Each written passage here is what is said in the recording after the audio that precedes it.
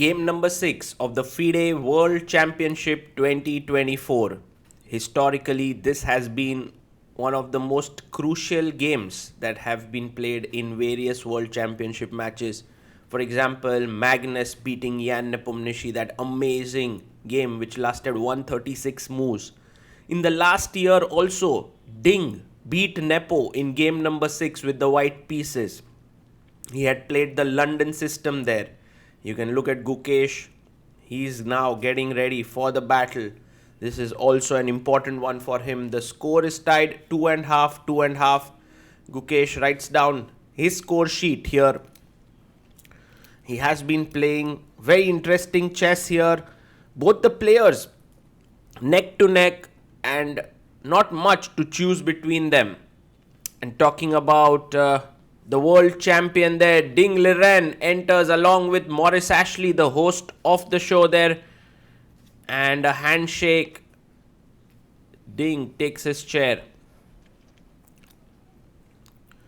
Until now, Ding has had 2 games with the white pieces. He's opened one of them with e4, where Gukesh had responded back with e5.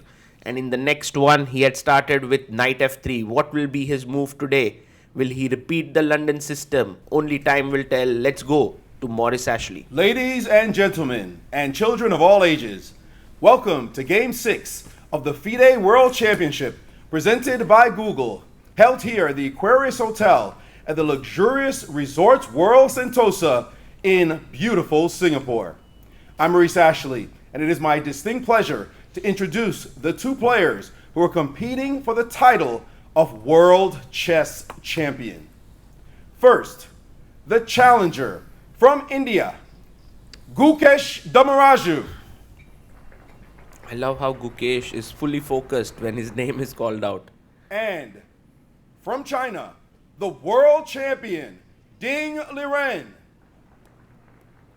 And we have the guest who comes in from Google, president of APAC region. He makes d4 and he has the opening move here.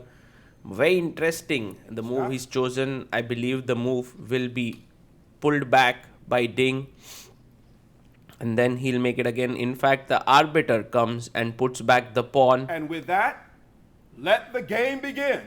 And we are ready. The players have shaken hands. It's time for us to go. And this is the Ambit recap of the day.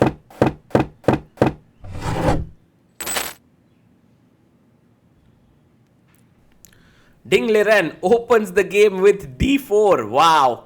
Every white game, a new move. Gukesh goes knight f6. And will we see the London system just like his match against Jan Nepomniachtchi? Game number 6. Ding waits for a bit and he plays it. The London system is on the board. Wow. And the London, which few years ago was not really well known, is now becoming a regular opening at the World Championships. Thanks to Ding Liren. e3 played. And Gukesh plays for the very solid e6. He wants to get his bishop out here. Generally, you go c5 for a more aggressive approach, but e6 is also very well known. Knight comes out to f3. And now pawn to c5 by Gukesh. Let's see what Ding does, because there are many ways to continue here. Knight d2 and Ding gets off his jacket. There's knight d2, there's c3. You could also move your bishop to e2 to b5. Several possibilities. He goes c3, creating the famous triangular setup that the London system has. And now knight c6 is the main move here, but Gukesh goes bishop d6. And a small point about this is you want to castle, play queen c7 and bring your knight to d7. And but Ding goes bishop b5 check almost instantly.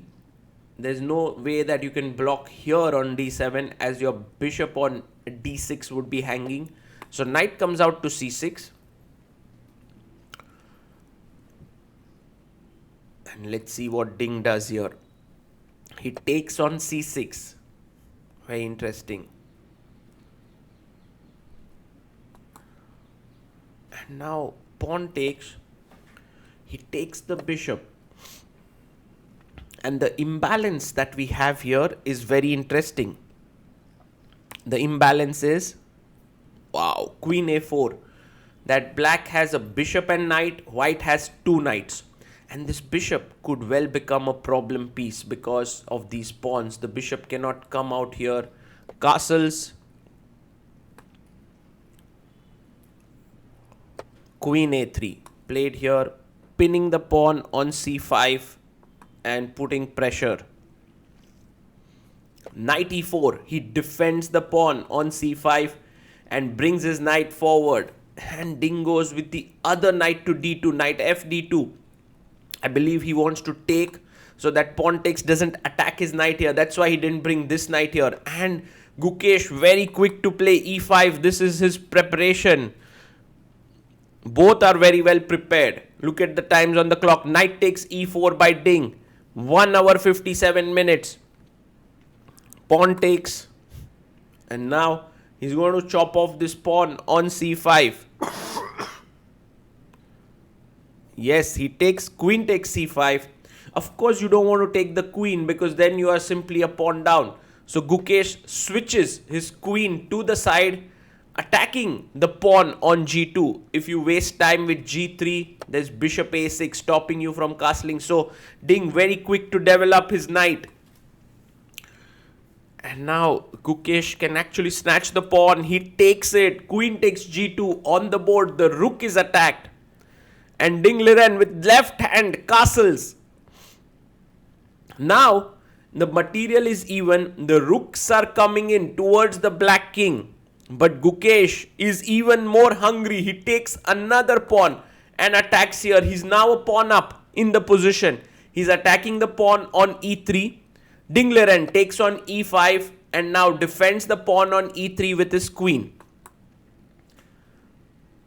This game has been seen before. By the way, d takes e5 is deviating from the game of Aronian versus Dominguez.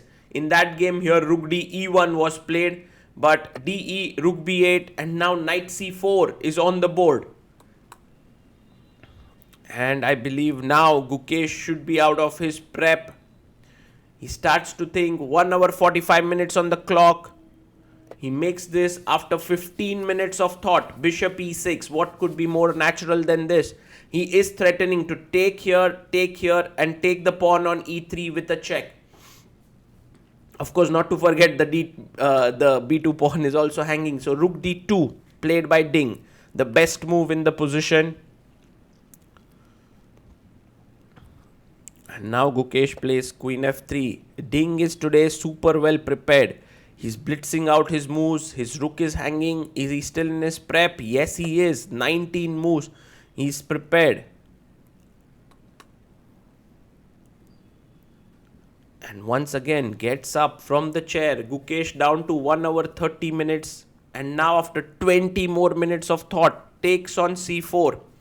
1 hour 10 minutes. Ding Liren has 1 hour 53 minutes on the clock.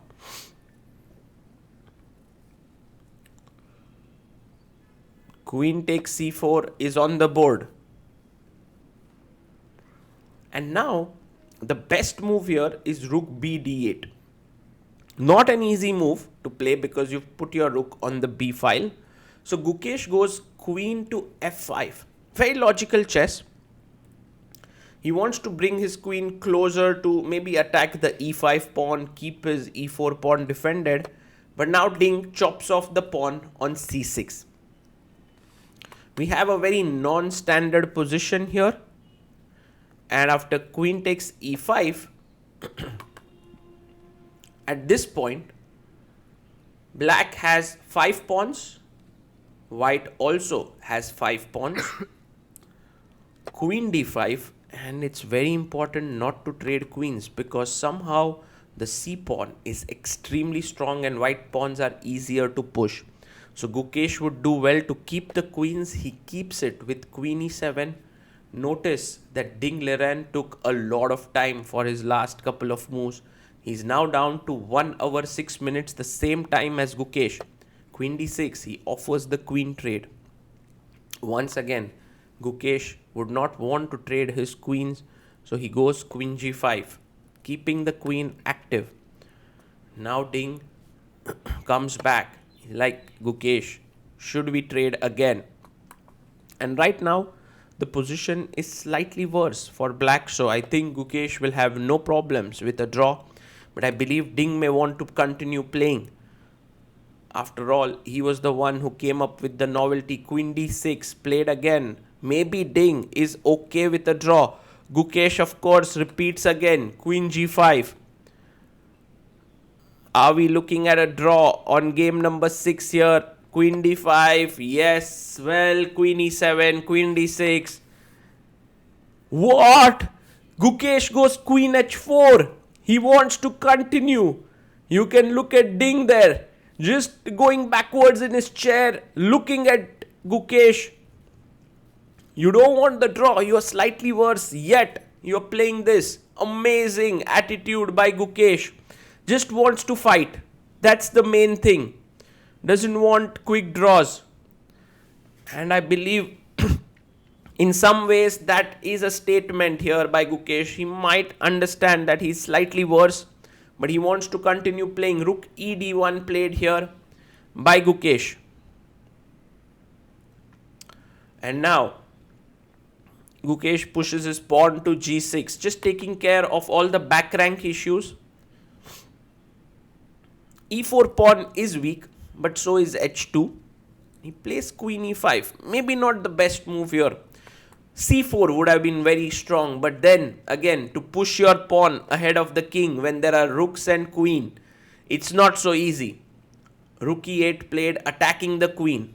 The queen has to move now. Where exactly? Queen f4, queen... Yes, queen g3 makes a lot of sense.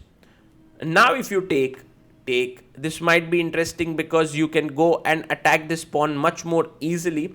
But Gukesh still avoids the queen trade. He plays queen h5. Queen f4 played. Just moving the queen one step ahead. And now Gukesh goes queen to a5, attacking the pawn on a2. Pawn to a3. Stopping the attack on the a2 pawn.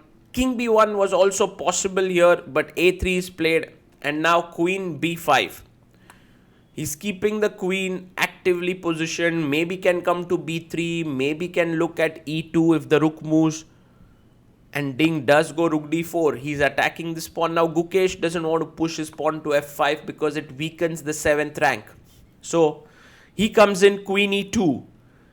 And of course taking here may not be the best idea because the h2 pawn falls and then h pawn would be pretty strong. So he goes rook d2, attacking the queen now. And what will Gukesh do next? He comes queen f3. And his point here is that queen takes f3, e takes f3, e3 pawn is weak. So king c2, although queen g5 would have been much better and white would have kept a small edge, he goes king c2. And now Gukesh takes. Queen takes queen. Pawn takes. And he has a protected passer now with f5. This is an important moment in the game. f5, you are threatening now g5. For example, rook d7, g5 is a very nice move with these two passers, which is why Ding goes h4.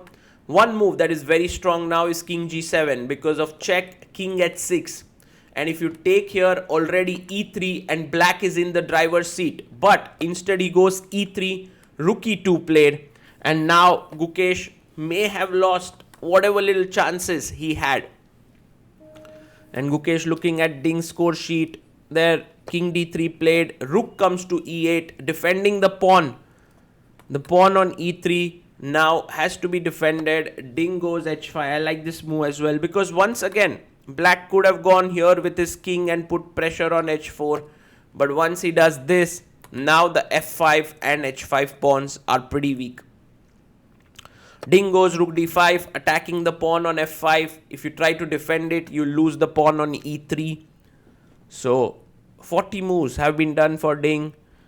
Meanwhile, Gukesh has to make his final move. He goes h4 and looks at the score sheet.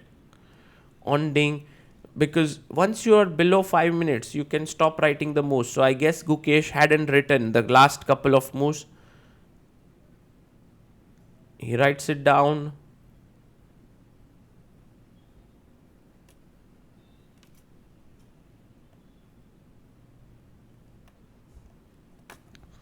And gets up from the chair. Ding Liren comes in.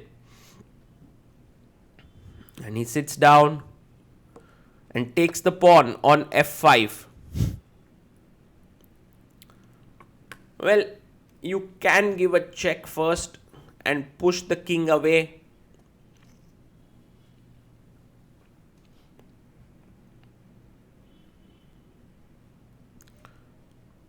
Yes, he gives a check. And now the problem is, like, after king c2, let's say with this, which is where the king will go, you can't play rook e5 here as white, because I'll take, even give you a check, and then push this pawn towards becoming a queen. So king c2 has been played. Now king g7 is one option, h3 is another option. You also have rook f7. He goes king g7.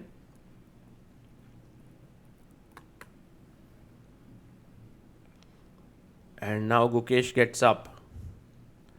Gukesh has 18 minutes on the clock now with 30 minutes added. Check.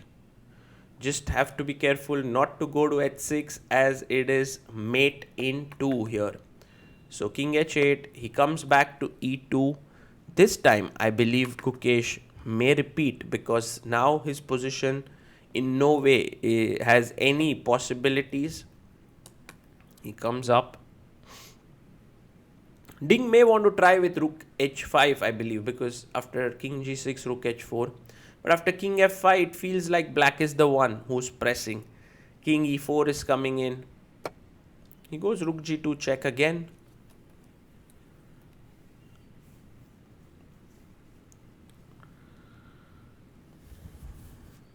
King comes back to h8. And now rook comes to e2.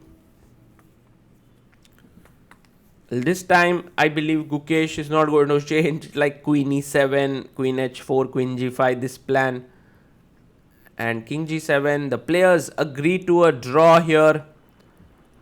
And this has been a very, very interesting battle. Game number 6 did not end decisively like we thought, which has happened at other world championships. But both the players fought extremely hard.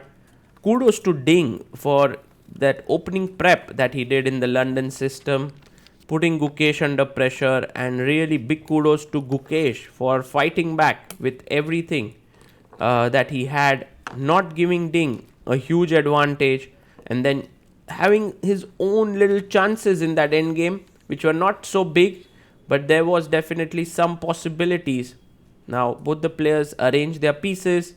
Gukesh, as always, will give his respects to the chessboard, fold his score sheet like he's been doing, and the players will head over to the press conference. The score is now tied at 3-3 before we go into the second rest day. It has been very, very exciting, this match. Nothing much to choose between both these players. Gukesh will have white in the 7th game, and we'll be all looking forward to him trying to put some pressure. For now, it's all even Stevens in Singapore. This December, the world's top chess minds clash in the heart of New York City at the FIDE World Rapid and Blitz Championship. Witness world number 1 Magnus Carlsen and other stars from across the globe. Rapid and Blitz, chess in its most thrilling form, unpredictable and unforgettable. Fast moves, tactics and blunders, and moments that will keep you on the edge of your seat. Witness the pinnacle of chess excitement. Get your tickets now at worldrapidandblitz.fide.com.